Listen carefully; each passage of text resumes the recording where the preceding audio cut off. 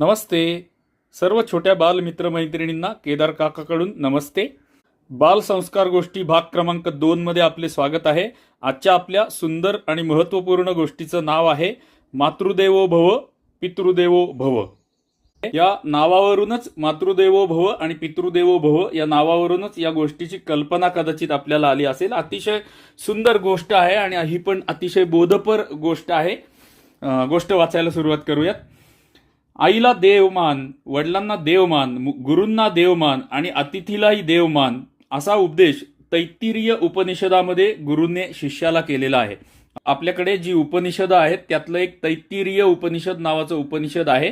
त्याच्यामध्ये गुरूंनी शिष्याला उपदेश करताना हे सांगितलेलं आहे की आईला देवमान, वडिलांना देवमान, गुरूंना देवमान आणि अतिथीला सुद्धा देव मानायला पाहिजे. आई वडिलांची सेवा करणे हे मुलांचे पहिले कर्तव्य आहे. हे कर्तव्य पालन केले नाही तर माणसाला यश येत नाही. अगदी देवधर्म जरी करायचा असला तरी आधी आईवडिलांची सेवा केली पाहिजे व नंतरच देवधर्म केला पाहिजे. आईवडिलांकडे दुर्लक्ष करून केलेल्या तपश्चर्याला फळ येत नाही. आईवडिलांची सेवा करणे हे सगळ्यात पहिलं कर्तव्य आहे. कोणत्याही व्यक्तीचं, कोणत्याही मुलाचं, कोणत्याही मुलीचं, बाळाचं आणि प्रत्येकाचं कर्तव्य आहे. ही गोष्ट आपल्याला स्पष्ट सांगते की आईवडिलांकडे दुर्लक्ष करून सुद्धा जर तुम्ही तपश्चर्या केलीत किंवा देवाची उपासना केलीत, पूजा केलीत, पाठ केलीत तरी सुद्धा त्याचा काही उपयोग नाही. पहिले आई वडिलांची सेवा आणि नंतर देवधर्म करायला पाहिजे. पुढे याच आशयाची एक कथा महाभारतात आहे. आता ही कथा महाभारतामधली आहे. जसे रामायणामध्ये कांड आहेत तसे महाभारतामध्ये पर्व आहेत. त्यातल्या वनपर्वामध्ये व्यादगीता नावाचे एक उपपर्व आहे. या पर्वात कौशिक नावाच्या एका ब्राह्मणाची कथा आली आहे. आता ही कथा आपण जी ऐकणार आहोत ही कौशिक नावाच्या एका ब्राह्मणाची कथा आहे जी महाभारतामधल्या वनपर्वामध्ये आलेली आहे. आणि त्या वनपर्वामध्ये सुद्धा व्यादगीता नावाचे एक उपपर्व आहे. या उपपर्वामध्ये आलेली ही कौशिक नावाच्या ब्राह्मणाची कथा आहे. कौशिक ब्राह्मणाने वेदांचे अध्ययन केले होते, तपश्चर्या केली होती, तो विद्वान पण होता. परंतु त्याच्या मनात आले की आपण आत्मसाक्षात्कार करून घेण्याकरता वनात जावे. त्याने आपल्या वृद्ध मातापित्यांकडे दुर्लक्ष केले व एकटाच वनामध्ये साधनेकरता निघून गेला. एकदा एका वृक्षाखाली साधना करीत असताना झाडावर बसलेल्या एका बगळीने देहधर्म केला व त्याच्या अंगावर पडला. त्या बगळीने एका झाडाखाली कौशिक तपश्चर्या करायला बसलेले होते आणि त्या झाडावरती एक बगळी बसली होती. बगळी म्हणजे बगळा आणि बगळी. आता तुम्हाला समजलं असेल, मी अजून समजावून नाही सांगू शकत. त्या बगळीने देहधर्म केला. म्हणजे आपल्याला इंग्रजी भाषा जास्त चांगली समजते, शीट ज्याला म्हणतात, ती केलं आणि ते त्यांच्या अंगावरती पडलं, कौशिकांच्या अंगावरती पडलं. त्याला पुष्कळ वर्षांच्या साधनेने काही सामर्थ्य प्राप्त झाले होते. त्याने रागाने वरती त्या बगळीकडे पाहिले आणि त्याचा राग इतका अनावर झाला की त्याच्या रागाच्या प्रभावाने ती बगळी लगेचच मरून खाली पडली. थोडा वेळ त्याला आपल्या साधनेचे सामर्थ्य पाहून बरे वाटले, परंतु त्याला वाईट वाटले. त्याला चैन पडेना. तो भटकत भटकत एका गावी गेला. त्या कौशिकाला क्षणभर राग आला होता, कारण बगळीचं शीट त्याच्या अंगावरती पडलं, बगळीची घाण त्याच्या अंगावरती पडली, म्हणून त्याने रागाने बगळीकडे बघितलं होतं आणि त्याच्या रागाच्या सामर्थ्याने ती बगळी विनाकारण मरून पडली. आणि याचा त्याला नंतर पश्चाताप झाला आणि तो असाच फिरत फिरत पुढे, त्याला खूप वाईट वाटलं आणि फिरत फिरत पुढे तो एका गावामध्ये आला. दुपारच्या वेळी तो भिक्षेसाठी एका घरासमोर आला आणि त्या घरातील गृहिणी त्याला भिक्षा वाढण्याच्या तयारीत होती आणि ती त्याला भिक्षा वाढणार इतक्यातच बाहेर गावाहून तिचा पती घरी आला. त्या गृहिणीचा पती घरी आला. त्याला पाहताच गृहिणीने कौशिकाला थोडा वेळ थांबायला सांगितले व आपल्या पतीची तिने अगोदर विचारपूस केली, त्याला प्यायला पाणी दिले, नंतर त्याची सेवा केली आणि त्यानंतर कौशिकाला भिक्षा वाढण्यासाठी ती बाहेर आली.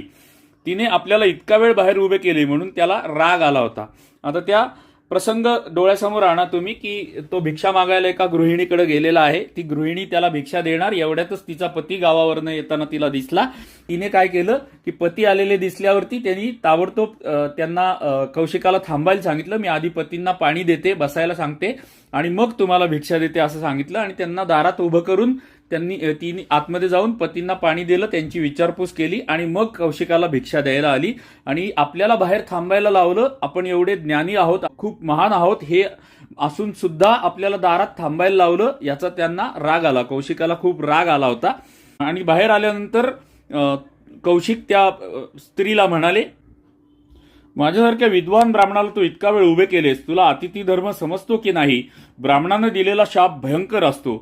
त्यावर त्या गृहिणीने त्याची क्षमा मागितली, पण तिने बजावले की पती हे माझे दैवत आहे आणि अतिथीचे स्वागत करणे हा माझा धर्म आहे.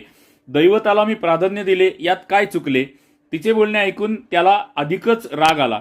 तो तिच्याकडे रागाने पाहू लागला. ती म्हणाली, तुझ्या रागाने मरून पाडायला मी काही बगळी नाही. हे ब्राह्मणा, तू राग सोड.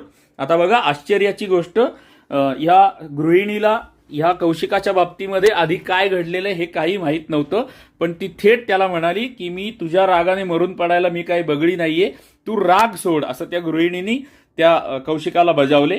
तिचे हे बोलणे ऐकून त्याला फार मोठे आश्चर्य वाटले. ती पतिव्रता असल्याने तिला काही सामर्थ्य प्राप्त झाले होते.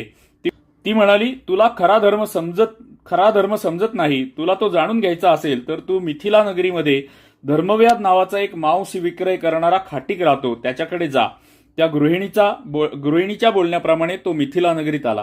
आता त्या गृहिणीने त्याला समजावून सांगितलं की तुला एवढा सगळा अभ्यास करून, वेदांचा, शास्त्रांचा, उपनिषदांचा अभ्यास करून सुद्धा अजून तुला खरा धर्म समजलेलाच नाहीये, कारण तू अहंकारी आहेस, म्हणून तुला खरा धर्म समजलेला नाहीये.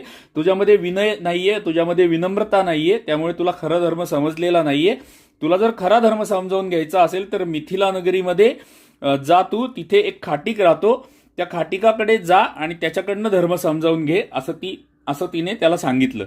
तिच्या सांगण्याप्रमाणे तो मिथिला नगरीमध्ये आला. धर्मव्याधाच्या दुकानासमोर उभा राहिला. आता तो त्या गावामध्ये आला आणि त्या धर्मव्याध नावाचा जो खाटीक होता त्याच्या दुकानासमोर उभा राहिला. मांस विक्रय चालू असलेल्या त्या ठिकाणी त्याला थोडा वेळ कसेसेच झाले. धर्मव्याधाची कौशिकाकडे दृष्टी गेली. धर्मव्याध म्हणाला, महाराज, मी आपल्याला नमस्कार करतो. आपल्याला एका पतिव्रता गृहिणीने माझ्याकडे पाठवले आहे ना. आता आणखी एक आश्चर्य, जसं त्या गृहिणीने बगळीचा उल्लेख केला होता, तसाच या खाटिकाने आता त्या गृहिणीचा उल्लेख केला. या खाटिकाला त्या गृहिणीबद्दल काही माहीत नव्हतं, त्या गृहिणीला त्या बगळीबद्दल काही माहीत नव्हतं, पण आता या खाटिकाने त्या गृहिणीचा उल्लेख केला की तिनेच तुम्हाला माझ्याकडे पाठवले आहे ना. त्याचे हे बोलणे ऐकून त्या कौशिकाला महान आश्चर्य वाटले. कौशिक या अघटित घटनेने फार गांगरून गेला. त्याला आश्चर्य वाटलं आणि तो गांगरून गेला. धर्मव्याधाने कौशिकाला घरात बोलवले. कौशिकाने त्याला उपदेश देण्याची विनंती केली. आता बघा, हा कौशिक जो आहे हा वेदांचा, उपनिषदांचा, शास्त्रांचा, पुराणांचा गाढ अभ्यास केलेला माणूस आहे, पण त्याच्याकडे विनय नाहीये, विनम्रता नाहीये, अहंकार आहे. आणि आता तो एका खाटकाला म्हणतोय की मला धर्माचं ज्ञान द्या, असं तो त्या एका खाटिकाला म्हणतो आहे. ही आपली संस्कृती आहे.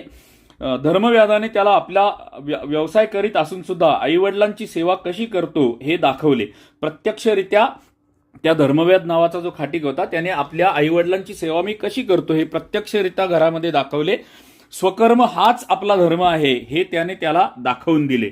स्वकर्म म्हणजे माझं कर्तव्य कर्म काय आहे, आपला स्वभाव, परिस्थिती, वर्ण, आश्रम यानुसार माझं जे काय कर्म आहे ते कर्म करणे म्हणजेच धर्म कसा आहे, हा गीतेचा संदेश त्या खाटिकाला समजलेला होता आणि हे त्याने त्याला दाखवून दिले. आणि त्यांनी पुढे असं म्हटलं की त्यामुळेच मला ज्ञान प्राप्त झाले, असे त्या खाटिकाने कौशिकाला सांगितले. तो कौशिकाला म्हणाला, तू आपल्या आईवडिलांना दुःखात सोडून एकट्याच्या उन्नतीकरता अरण्यात गेलास. तुझ्या आईवडिलांना दुःख दिलेस. तुला ज्ञानप्राप्ती कशी होणार? तू परत घरी जा, आईवडिलांची सेवा कर.